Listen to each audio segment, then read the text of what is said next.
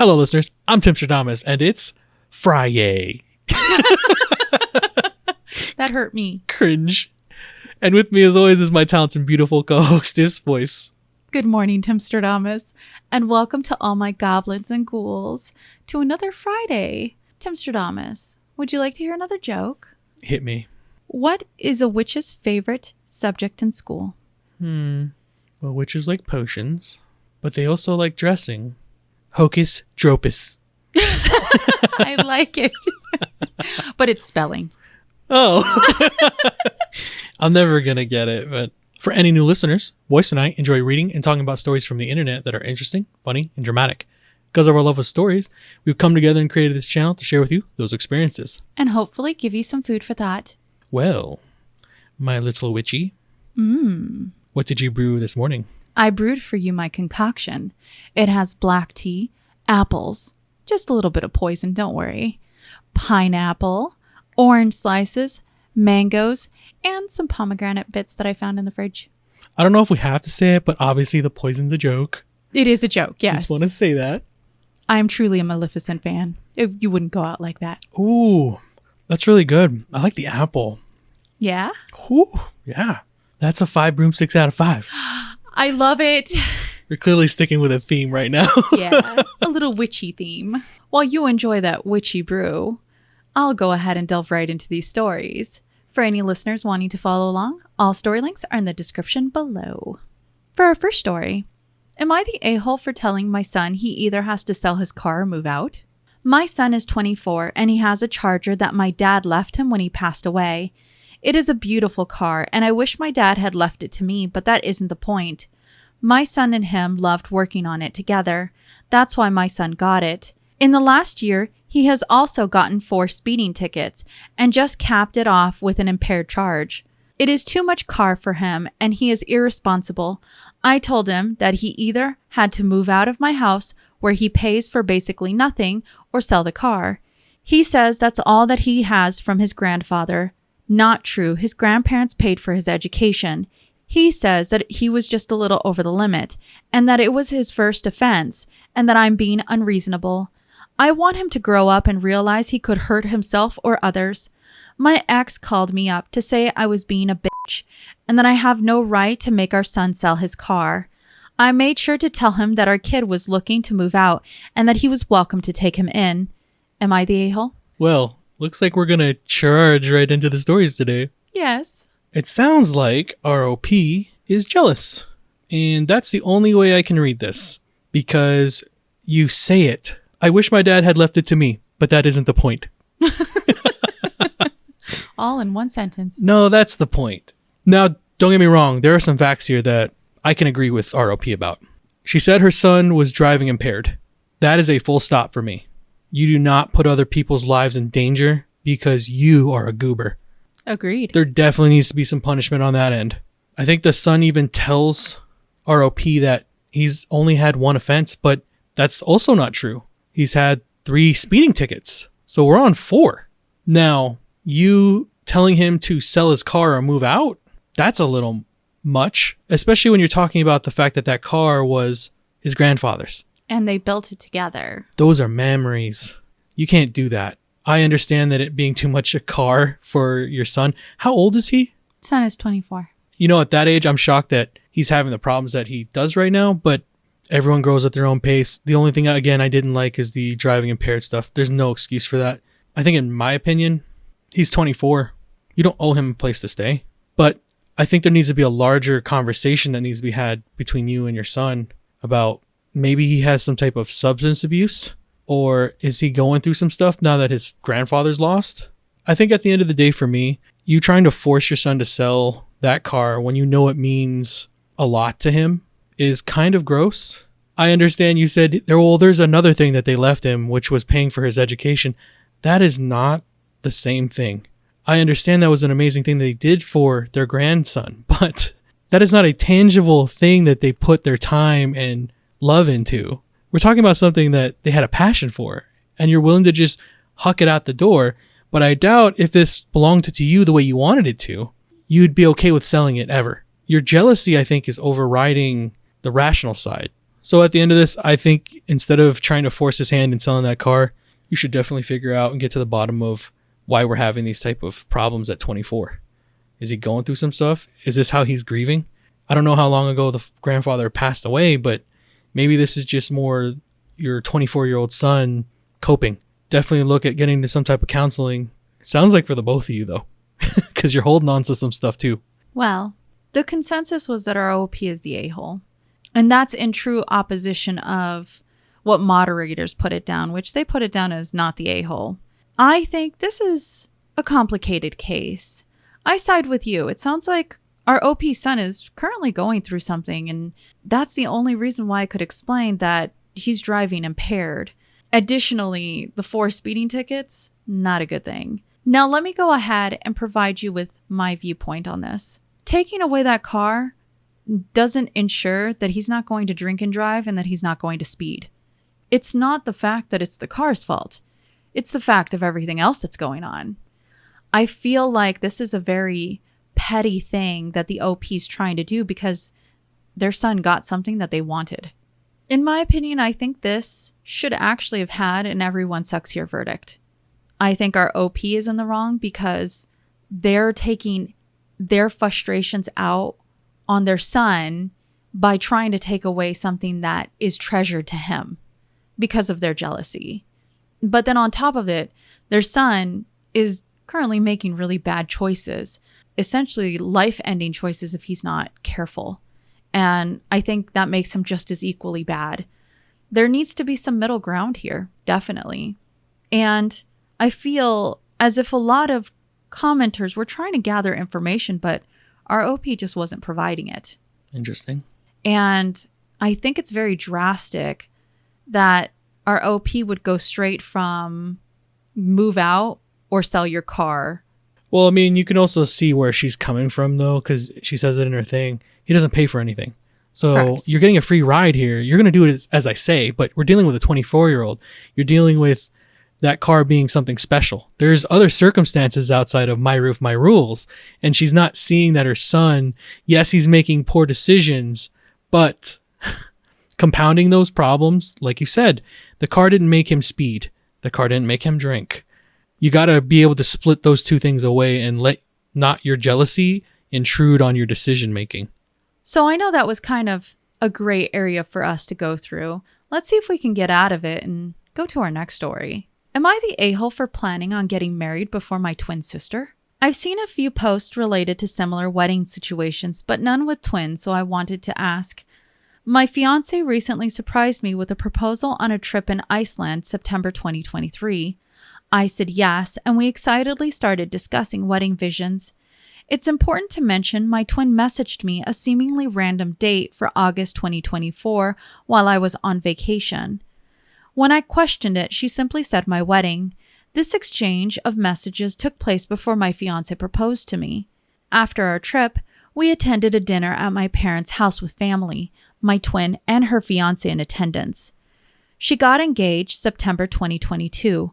Over dinner, everyone was curious on when we were planning on getting married, so we honestly answered maybe July of 2024.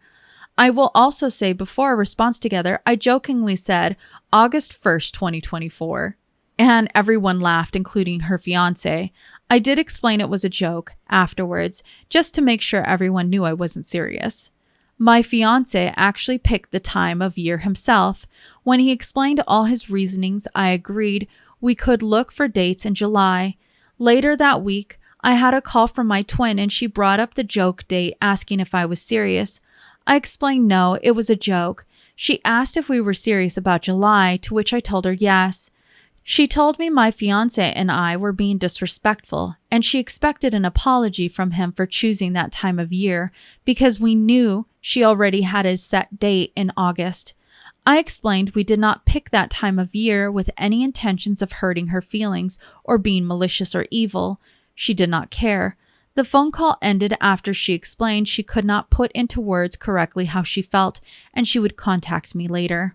She never reached out, so I waited until the next day to call and talk to her. I asked her if she had time to figure out the right words so I could understand how she felt. She told me she didn't need to explain anything because she'd already told me she felt disrespected. The call then devolved to her basically screaming and yelling at me. She requested that I not talk to her about wedding-related things until I have a set date and venue with a deposit put down. The basic message I got from her is she does not want me to get married before her, even if it's only by a month. Other than that, it is very hard to get her to clearly communicate exactly how she feels or what she means by what she has said. There are other conversations that took place between the dinner and the last phone call with her, but I feel I have included the most important information. One of my fiance's reasons for that time of year are specific to a family member's health. I did not tell my sister this as I did not feel it was my place. Since then, my fiance has had a discussion with her fiance and disclosed that information. Edit. The family member has terminal cancer. Edit 2. My entire family knew my fiance was going to propose on the trip. Am I the a-hole? So let's deduce, my dear voice. I'm ready. So I do believe that ROP is 100% the a-hole. She knew when her sister was getting married. And it sounds like that her twin sister already had a venue and everything else paid and picked out. Correct. I don't know if it was picked on purpose or not, but it kind of sounds like it was to me, from the outside looking in, that you guys are trying to attention grab. And I think that's very gross. And I'll tell you why. It's because the reasoning that she gave was that her fiance has a parent or family member that is terminally ill. Correct. And I'm sorry to hear that. That really sucks. But you have to understand that wedding that they are planning is in July of next year. Now, forgive me if I'm wrong, but terminally ill doesn't give you a timeline. Sometimes people get told they have longer than they actually do, and vice versa. Nothing is guaranteed. You planning a wedding that's, I guess, if you do the math, that's 10 months. But that was the sole reason of you picking that date? Those things don't make sense to me. What is that? We call it weaponized incompetence. Yes. You can't do that, especially when you're talking about a wedding. Your sister has every right to feel like you're an a-hole and be upset. Because I think that proposal just happened. Yes. In September. You know, you can have your wedding when you want, but when you disguise it as anything other than an attention grab, but tell us it's behind because of an illness. And again, I am very sorry. And I'm not trying to diminish that because they truly might feel that way. But from the outside looking in, it doesn't feel like that is a genuine, real reason. So in my opinion, OP, you are a class act a-hole because you don't think you're wrong. And you are definitely wrong. You owe your sister an apology. And you and your fiance need to rethink about, especially if you're doing it for someone who is ill. Tomorrow is not promised. You might want to rethink when you're doing it. Well, the consensus on Reddit is our OP is definitely the a-hole. And I will go ahead and provide two different perspectives on this that I think sort of gave me food for thought. The first one was, you're having two weddings within 30 days of each other. That's a big burden of cost on a family between traveling, dresses, and everything else, such as gifts and accommodations. You're saying that you want all of that to happen within 30 days, and yours is going to take precedence before your sister's. Additionally, we had another person who said they had to deal with that exact issue between a brother and a sister where they were married 5 weeks apart. They said it sucked. It was so costly. Between the airfare alone, it cost them $1,500. That didn't even count anything else. On top of that, our OP's sister has things booked. She has made sure that everything would align correctly. Right now, it just sounds like you're just trying to grab, as you said, the attention. That's it. Now, let me go ahead and provide my perspective to this. If you have somebody who is terminally ill that you would like to enjoy a special moment with before they go, I think you're really pushing it by saying 10 months. Honestly, it should be somewhere within 2 to 4 months. Very quick. And it's probably not going to be as lavish as you would like, but if it's creating that memory, if it's that memory that you want to have with that family member before they go, that would take precedence over everything. Well, let's go ahead and head into our next story and see what you think about this situation. Am I the a-hole for making a white woman cry? I, female 30, am biracial. My mom is Afro-Jamaican, and my dad is Irish, Ashkenazi, Jewish. So my hair is extremely curly, and I have a lot of it. I usually wear it braided to manage the heat and humidity, but tomorrow is wash day, so it's currently loose. I had to pop over to a grocery store for a dinner party, but the closest store was out of what I needed, so I had to go to the predominantly white suburbs. On my way out, I feel something tugging in my head, so I whip around. There's an older white woman, maybe mid to late 60s, withdrawing her hand. She says, "I just wanted to see how soft it is." Today was just not a particularly good day, so I did yell at her, "Is there a petting zoo sign pinned to my back?" She immediately started stuttering and trying to explain herself, insisting that she didn't mean any harm. I responded by asking, "If you wouldn't pet a dog without asking first, what makes you think it's normal to stick your filthy hands in a stranger's hair?" She started crying, and other people started coming over to see what the problem was, so I just left. I told the story to my husband, white, male 42, and my parents, female 57 and male 67. My mom is on my side, but my dad and husband are saying that I could have been more understanding to this woman, so now I'm asking Reddit, am I the a-hole? What a snafu. So I'll give this answer based off of my experience growing up. I have somewhat curly hair, not crazy curly hair, but somewhat. So I'm used to having people come up to me and touch my hair because I've always kind of had long hair, especially when I was growing up until now. Clearly. And I never was bothered by it. They touched my hair without asking me, but they'd always give me those type of comments. They just wanted to see how soft it was. And then it'd always go, "I wish my hair was that curly," or something to that effect. So I never took it as an attack on me, but I can also see it from a very rational point of view. That is a stranger in public. They're coming and touching you. I don't care what part of you it's happening on. If someone does not ask permission to do that, that is the end of the story. I can get that part. For me, would I have handled it like that just based off how I grew up? No. In my mind, do I wish you had handled it a little bit better? Sure, there's a tactful way to go about it. Maybe not yelling at someone the second it happens to you is a good way to go about it, but I can't blame you for having the reaction you did. So you're not the a-hole. I just would have gone about it a different way. Well, the consensus was that our OP's not the a-hole. And it falls to this. Keep your hands to yourself. Don't touch other people without getting their consent. That's kind of the end of it. You can look and you can compliment, but ask before you do anything physical to anyone, even if it's something as innocent as touching their hair to see if it's soft. If I had $1 for every time an old lady touched my hair. Be a rich man. Well, let's go to our last story of the day, and I look forward to your input on this one.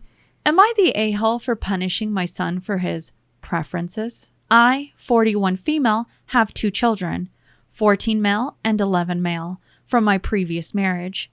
My 14-year-old is the subject of this post. I'll call him Andrew. Andrew has recently begun his first year of high school. He doesn't have a lot of friends because we live closer to a different high school than most of his former classmates ended up at. Luckily, one of his very close friends from a few years back goes to his school, a girl I will call Dana. They have become close again over the last 6-ish weeks. They spend time together at the school, and she has been coming over on weekends, or him at her house. Andrew talks about her a lot. To be honest, I thought they had crushes on each other. By the way, Dana is mixed black with Vietnamese, and we are white. Unfortunately, that is relevant. Last weekend, Dana was over for dinner. Things were going normally until my 11-year-old made a joke about Dana being Andrew's girlfriend. My husband and he had been lightly teasing Andrew for a couple of weeks about Dana being his girlfriend, and he always denies it hotly. That night, after my 11-year-old's joke, Andrew not only denied it, but spouted a, "I don't like black girls," loudly for the entire table to hear, including Dana. I was stunned. Dana looked highly embarrassed. I knew in the moment I would talk to him later, but just for the time being said something like, "Hey, that isn't cool." The remainder of dinner was very awkward, and then Dana left. Once she was gone, I told Andrew how he probably hurt Dana's feelings. I explained how Black women and girls already struggle with feeling accepted in society, and that he was ignoring the other half of her race entirely, not to mention the bad example he was setting for his brother. He went on the defensive mode and said he just thinks dark girls are ugly and is tired of people at home and at school thinking he would date someone like her. After that conversation, I told him that he was grounded until he offered Dana a sincere apology and made an effort to learn about misogynoir through reading. I then told him that if I were Dana, I would not want to be his friend anymore after his racist remarks. To my astonishment, this has been unpopular with my ex as well as my current husband. My current husband is Puerto Rican, so I was doubly surprised he didn't side with me. They both say that Andrew is entitled to his own preferences when it comes to girls, and I am wrong to punish him. I took it more seriously from my current husband, who has been on the receiving end of racism. I now do not know what to do. Andrew has apologized to Dana, but has yet to find a good book on misogynoir and read it. Am I wrong for punishing him? Should I let him off the hook? Am I the a-hole? 'Tis peak, my lord. Because there's a whole lot in here. There is a lot. Let's get right into why this story is very problematic. Because what this child says at the table is disgusting. But before we get into that part, I do believe everyone is allowed to have their preferences. No matter what aspect of life you're talking about, you're allowed to have what you like. End of story, full stop. What you're not allowed to do is weaponize that and use it to attack people with and make them feel bad or lesser than. 100% agree. Which is what this 14-year-old child did at the table. Now, that being said, at this table, I feel like, because she says it in the story, he's been teased about this on multiple occasions by his father and his brother. As well as in school. I can only imagine that type of teasing being built up over X amount of weeks simply because it's a friend that he really likes. Because, guys can't be friends with girls. So when you have that type of pressure, especially when it's from your dad and your brother, I don't really care so much about the outside noise because that at a certain point goes away. But when it's coming from inside the house, when you're sharing the table with it, that's an issue. And for them to have done that in front of the girl with him around. I imagine it's almost like peer pressure. And that's where I have to lean a little bit off of the 14-year-old. Now, what he said was gross. But I can imagine at 14 not knowing the words that are coming out of my mouth and understanding exactly how he said it and what he said. Because I gotta believe that even that 14-year-old doesn't understand the severity of his words. In my opinion, OP, you would be the a-hole for punishing him over having preferences. That's not okay to teach a child that they're not allowed to have that. But you would not be the a-hole for teaching him better. That's not acceptable. So the consensus was that our OP is not the a-hole. But it wasn't due to her son's preferences. Everyone, as you said, is allowed their preferences. It has to do with how he responded, which was wrong on many levels. He, as you said it, he weaponized his preference and he turned it against his friend. However, he is a child and he's a product of his environment, as you said. This very much goes to, and a lot of Redditors pointed out, that teasing might have come from a fun place, but when you continue and the other party is no longer happy and having fun, you've essentially turned it into a place of bullying. Yep. And you bullied him so much that he had this awful response. Because the same way as somebody can weaponize their preferences against others, you weaponized what he should be accepting and made him lash out in such a vile way. Now, let me go ahead and read an update from our poster. Oh, please be good. Thank you everyone for your input. I want to say that I see now I was wrong to view the teasing as lighthearted when it upset my son and led him to lashing out. I feel the need to reaffirm that it was not me who personally was involved in the teasing, which seems to be a common misconception. That said, I haven't argued the point because I can see I was in the wrong for not putting an end to the teasing, and it makes me no better than if I were directly involved. I believe after this thread that I am justified in my punishment of my son for his racism, but the rest I owe him an apology just as he owed Dana one. I am going to follow through with the grounding, but I will have a talk with Andrew about what is going on and try to explain again why He was apologizing. I appreciate all of the recommendations on books and documentaries. Fantastic update. I think, for me at least, you can't make someone like something, but you should always have respect. That should always be the bottom line to all of your interactions with anybody. Well, was that our last story? That was our last story. Okay. Well, great way to end Friday. Yes, a smorgasbord of thought. Smorgasbord. Well, as our stories come to a close, don't forget, you see in the world what you carry in your heart. If you have enjoyed listening to us read and talk about today's stories, please rate, subscribe, or follow, and turn on notifications for new content. We regularly post on Monday, Wednesdays, and Fridays. We would also like to go ahead and give our warmest thanks to all of our patrons for your support. Appreciate and love every single one of y'all. We would also love to hear your opinions in the comments section below. Which story really had you thinking? Well, as always, listeners, I'm going to leave you the question I always do on Fridays. What are the weekend plans? Honestly, I'm just enjoying staying in and watching some Halloween movies. I'm down. Yes. And remember, if you post it, maybe we'll see it on the internet. Da-da-da-da.